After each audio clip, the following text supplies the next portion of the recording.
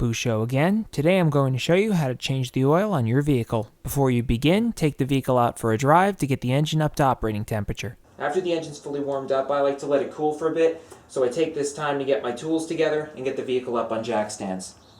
On this particular Honda, I'm going to use this center hook here.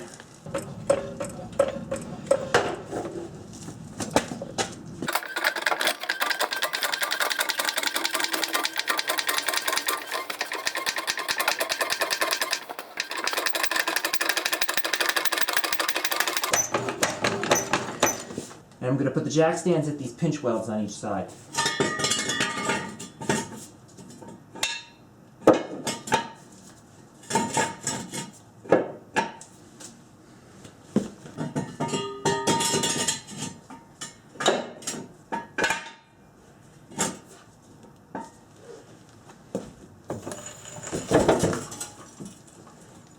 Going to leave the jack in contact with the lift point. It's not holding any weight. It's just there so it's easier to lower the vehicle later. Here's my drain pan. I have a large funnel for it.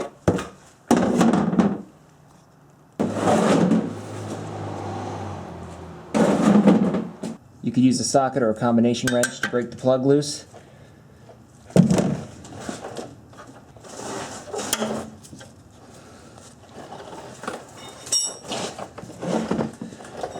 Now when you take the plug out, don't pull it out straight because then the oil will hit the plug and it'll get all over your hands and leak down your arm. So just pull it out of the stream of the oil.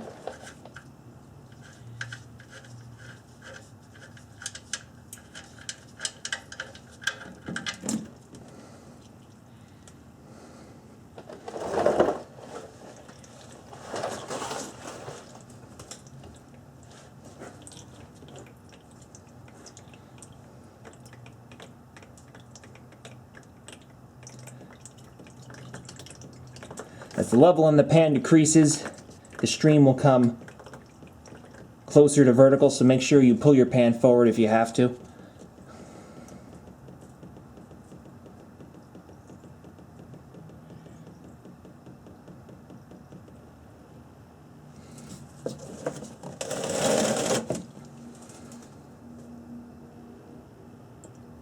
Now let's take a look at the sealing surface of this drain plug. Some vehicles like this Honda have a crush washer.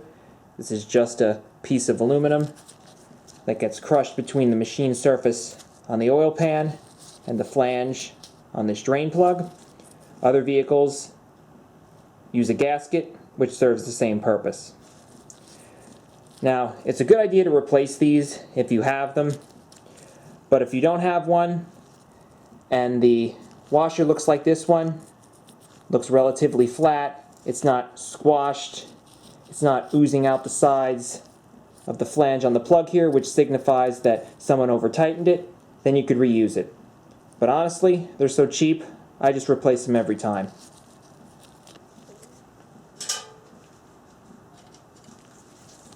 On this Honda, there's a right and a wrong way to install the crush washer. You'll see there are two sides to the washer, a beveled side and a flat side. You want the flat side to face the oil pan.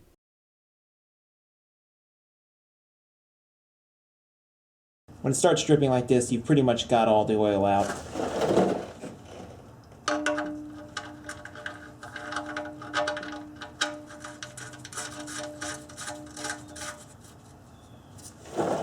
Now here's a point where other people sometimes make a mistake. You don't need to get this thing really tight.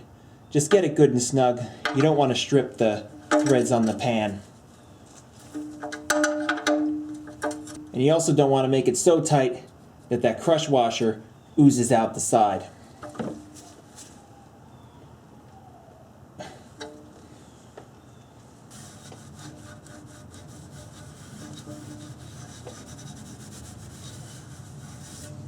Now we can remove the oil filter. They can be stubborn to remove, so I recommend you purchase an oil filter wrench. There are multiple styles of oil filter wrenches. Here are two of them. There's the adjustable plier style. I prefer these. And then there's the spring-loaded hook style that adjusts to the size of oil filter. There's also a socket style remover. It basically just sits on those flats on the end of the oil filter. You put your ratchet on there and you can spin it off. There's also another style. It has 3 legs, and when you put your ratchet into the drive and turn counterclockwise, those legs come together and grab the flats on the oil filter so you can spin it off. There's also a strap wrench style that uses an adjustable steel band to clamp around the filter. Well, here's the oil pan. The drain plug's down here, and that up there is the oil filter. Now these tools are only for removing the filter. Don't use them to put the new filter on. You do that by hand.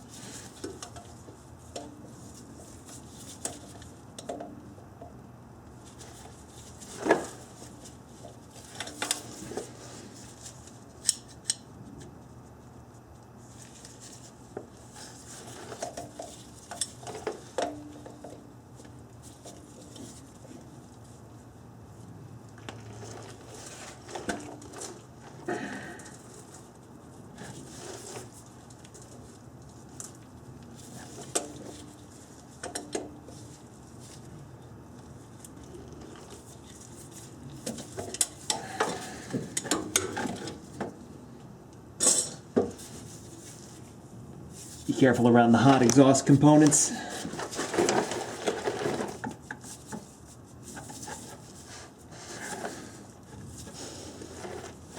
Now you want your drain pan under here to catch the oil that comes out. And after you thread it off the block, you want to tilt it down to drain the rest of the oil out of the filter.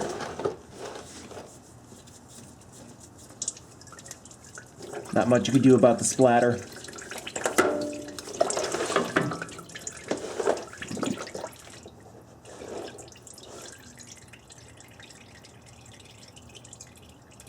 After removing the filter, make sure that this O-ring is still on there. If it's not there, then it's up here. So be sure to pull it off. If you thread the new filter on top of that old O-ring, you'll double gasket it and it'll leak. After you remove the oil filter from the block, put it threaded side down over your oil pan to let it drain. Now we're going to prep the oil filter for installation. Now it's a good idea to pre-fill the filter with oil before you install it, but on vehicles like this where the filter is in a horizontal position, all that oil is just going to run out before you get it threaded down all the way. So we're not going to bother. But if your vehicle happens to have the oil filter in a vertical position, then pour oil in the center hole here until it comes up to the top.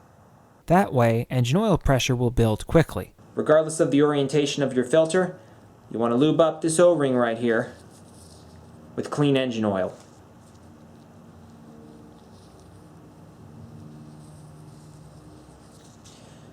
This will cut down on the friction when you're threading on the oil filter by hand, so you could get it down good and snug so it doesn't leak.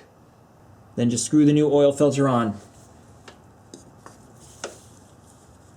It should go on easily. If it's not, then the threads aren't lined up properly.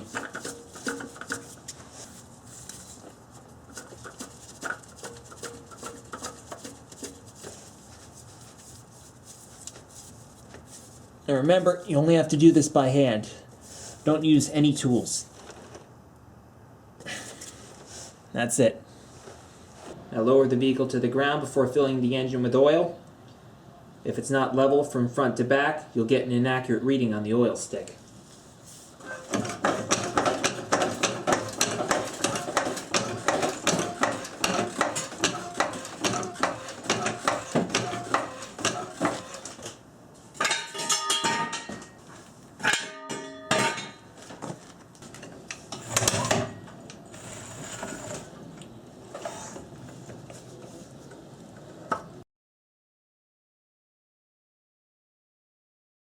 Be sure to use the oil that the vehicle manufacturer recommends. Many of them will print it right on the oil cap. For this particular vehicle, you want 5W30. If the oil weight isn't listed on the cap, check your owner's manual. The quickest way to add the right amount of oil is to look in your owner's manual and find how many quarts the engine holds. Or you can add a quart at a time until the oil appears on the dipstick, then slowly add oil till you get to the full mark. This engine takes 4 quarts. But I'm going to add 3 quarts and slowly add the final quart while monitoring the oil level. This helps reduce the chance of overfilling. If you have a 5-quart container of oil, there should be a clear window on the side to see how many quarts you've added.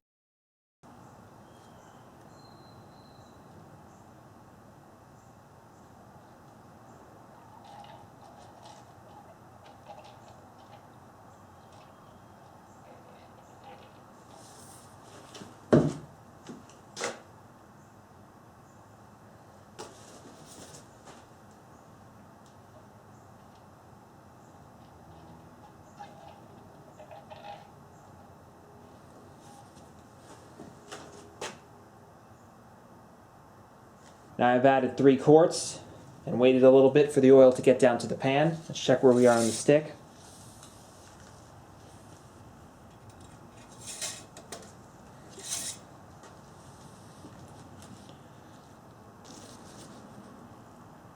And as you can see here, we're right on the lower level line. In this particular vehicle, you want to be between the 2 dots.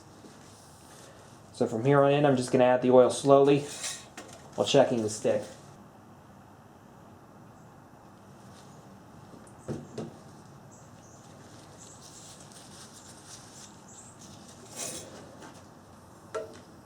And we're right where we need to be. Maybe difficult to see with the glare, but the oil level is right here, which is about 1/4 of an inch away from the full line.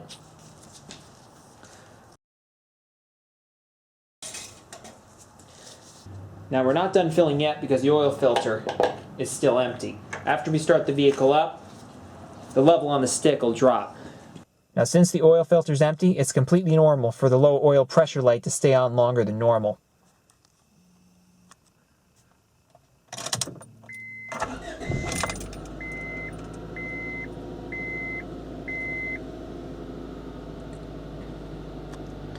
Okay, now that the light's off, the oil filter is filled up. I'm going to shut the engine down and recheck our oil level.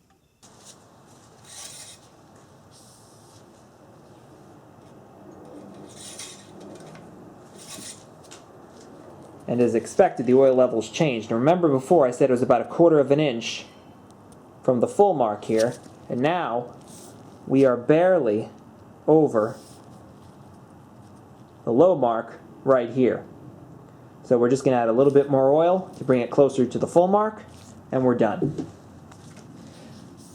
Now, this wouldn't happen if you pre-fill your oil filter. And as I said before, you can only do that on engines where the oil filter goes on in a vertical orientation. On an engine like this where it's horizontal, all that oil will just come out. So if you're lucky enough to have an engine with a vertically installed oil filter and you pre-fill it, you don't have to deal with this drop after starting the engine.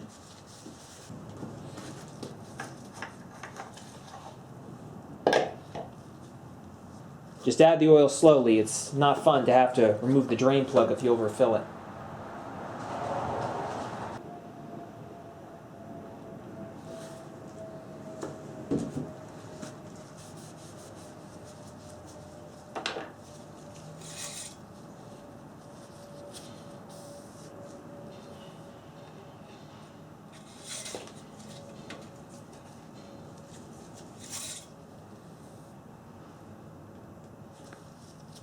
We're about halfway to the full line.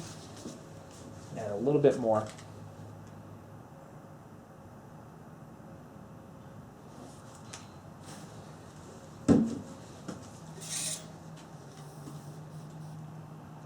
Now we're right there where we were before we started the engine, which is right here, which is 1/4 of an inch away from the full mark. That's close enough.